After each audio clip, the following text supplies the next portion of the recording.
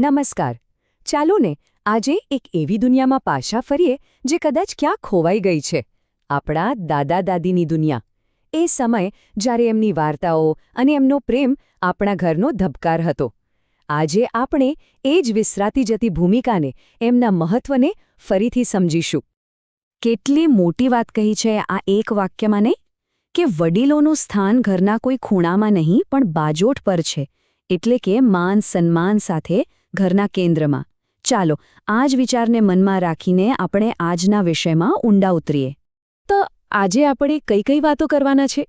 પહેલાં તો એ ખોવાયેલી વાર્તાઓનો ખજાનો, પછી બાળપણની એ પાક્કી દોસ્તી, સમય કેવી રીતે બદલાયો અને એની શું અસર થઈ, વડીલોની સાચી ભૂમિકા શું છે, પ્રેમથી ઘરને કેવી રીતે જીતી શકાય, અને છેલ્લે સંસ્કારના વારસાની વાત. ચાલો શરૂ કરીએ. તો શરૂઆત કરીએ આપણા પહેલા મુદ્દાથી, ખોવાયેલી વાર્તાઓનો ખજાનો. એક સમય હતો જ્યારે દાદા-દાદીના શબ્દોમાં એક આખી દુનિયા વસેલી હતી. યાદ છે એ સમય જ્યારે શેરીમાં રમતા બાળકને ઘરમાં પાછું બોલાવવા માટે મમ્મીનું સૌથી મોટું હથિયાર, એનું બ્રહ્માસ્ત્ર શું હતું? બસ આટલું જ કહેવાનું, જો હમણાં ઘરમાં નહીં આવે ને તો રાત્રે દાદા વાર્તા નહીં કે. અને બસ આટલું સાંભળતા જ આપણે ગમે ત્યાં હોઈએ સીધા દોડીને ઘરમાં આવી જતા. એવી જબરદસ્ત તાકાત હતી એ વાર્તાઓમાં. કારણ કે જુઓ, એ વાર્તાઓ ખાલી ટાઈમપાસ માટે કે મનોરંજન માટે નહોતી. એ તો એક જાતનું ભણતર હતું, પણ પુસ્તકો વગરનું. દરેક વાર્તાના અંતમાં મળતો બોધ બાળકના ઘડતરનો સાચો પાયો નાખતો હતો. અરે જે આ વાર્તાઓ કહેતા એ આપણા માટે માત્ર વડીલ ન હતા, એ તો હતા બાળપણના પક્કા દોસ્ત.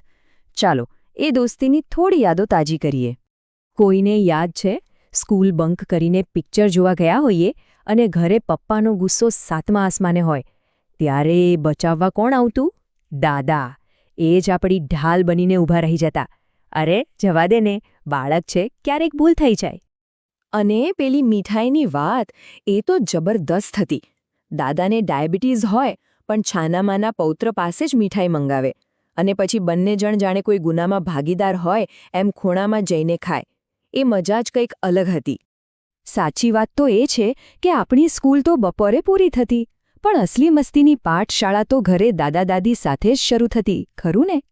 અને એટલે જ તો આપણા વડીલો કહી ગયા છે કે મોડી કરતાં વ્યાજ વહાલો. આ કહેવતનો સાચો અર્થ અહીં બરાબર સમજાય છે.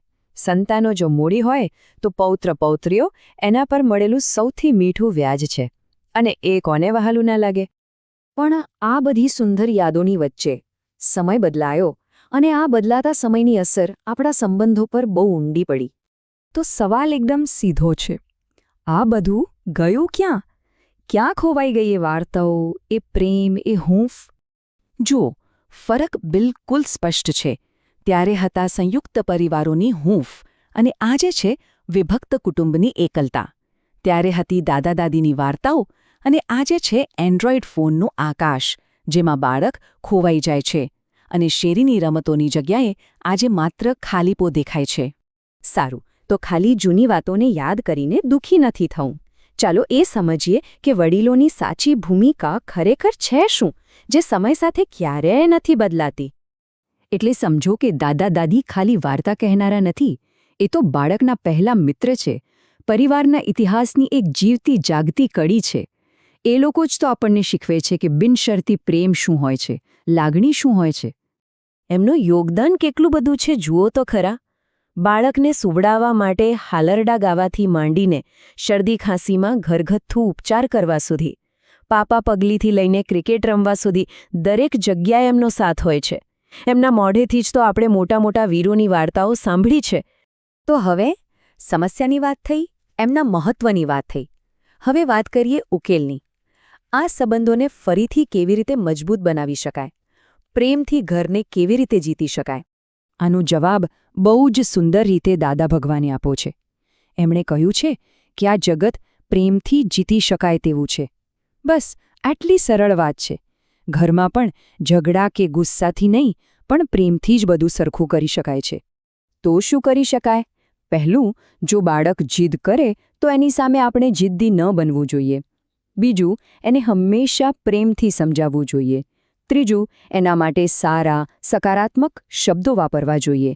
અને ચોથું, જે સૌથી મહત્વનું છે, યાદ રાખીએ કે બાળકનું વર્તન એ આપણા પોતાના વર્તનનો જ પડઘો છે.